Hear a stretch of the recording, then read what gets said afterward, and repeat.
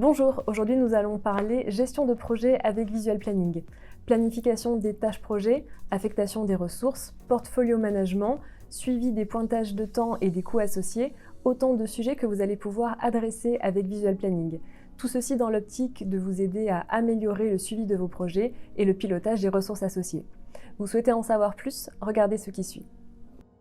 Je suis chef de projet, Visual Planning me permet de créer un projet à partir de modèles prédéfinis, affecter mes ressources en tenant compte des disponibilités, des profils, des compétences ou encore des affinités, faire des simulations de planification de projet, donner accès à l'équipe projet pour déclarer ses temps, suivre mon portefeuille de projet en termes de charges, de coûts, de délais via des indicateurs en temps réel. Dans cette démo, nous allons aborder deux niveaux d'application. VP Desk, l'application client riche accessible depuis un PC ou un Mac, et VP Portal, un portail web accessible depuis un navigateur, donc depuis un PC ou une tablette. Premièrement, je me connecte à VP Desk. Pour notre exemple, je peux imaginer que j'endosse ici le rôle d'un chef de projet. Voici premièrement le dashboard qui me permet de visualiser de façon instantanée des informations clés sur mes projets, comme par exemple la liste des jalons prévus ce mois, ou des tâches à terminer cette semaine, et aussi différents indicateurs de taux d'occupation et de coûts. Des icônes permettent d'accéder aux différents affichages favoris. Nous allons premièrement accéder à la planification des projets.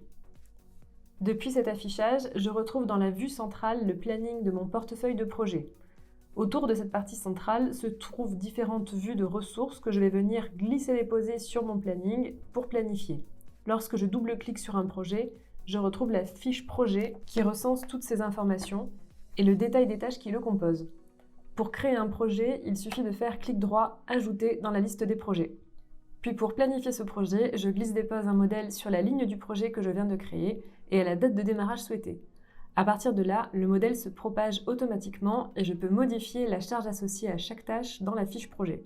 Si jamais j'essaie de modifier la durée d'une tâche au-delà de la durée prévue initialement, la case va passer en rouge pour m'avertir d'un dépassement. À noter qu'on peut aussi passer par une planification manuelle sans nécessairement utiliser un modèle.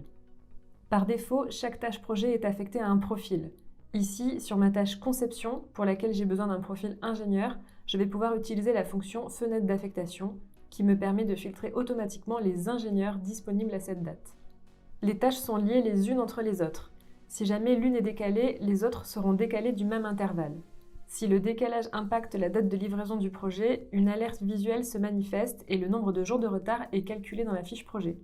Des jalons peuvent aussi être planifiés sur un projet et des tâches hors projet ou encore des absences peuvent être planifiées sur un collaborateur, toujours en utilisant le glisser-déposer.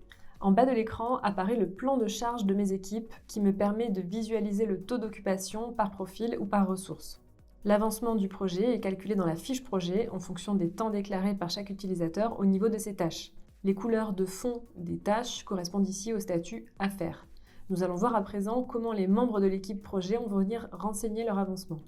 Ils peuvent se connecter depuis VP Portal et retrouver leur agenda ainsi que les plannings des projets sur lesquels ils sont affectés. Ils peuvent pointer les heures passées sur une tâche projet. Les collaborateurs doivent pointer les heures passées sur une tâche projet jour par jour. Il est possible de réaliser une saisie multiple sur plusieurs jours et plusieurs tâches si besoin. Dans cet exemple, les collaborateurs ne peuvent travailler qu'un certain volume d'heures maximum par jour. Ici, une alerte visuelle m'indique si je dépasse les 8 heures par jour ou si ma saisie de temps est inférieure à 7 heures par jour. Un collaborateur peut également saisir un temps passé sur une tâche sur laquelle il n'a pas été planifié. Il peut aller la rechercher dans une liste, puis la glisser-déposer sur le jour sur lequel il a travaillé sur cette tâche pour réaliser sa saisie de temps. Un affichage dans Visual Planning permet de contrôler que les saisies de temps ont bien été réalisées et, si besoin, de les valider. Une vue Gantt des projets est également disponible, sur laquelle il est possible d'afficher le chemin critique. Enfin, l'affichage Reporting permet de suivre la consommation budgétaire et la rentabilité des projets.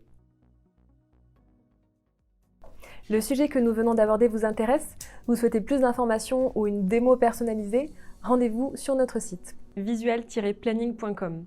Retrouvez-nous également sur nos réseaux sociaux pour accéder à tout notre contenu autour de la gestion des ressources et de la planification.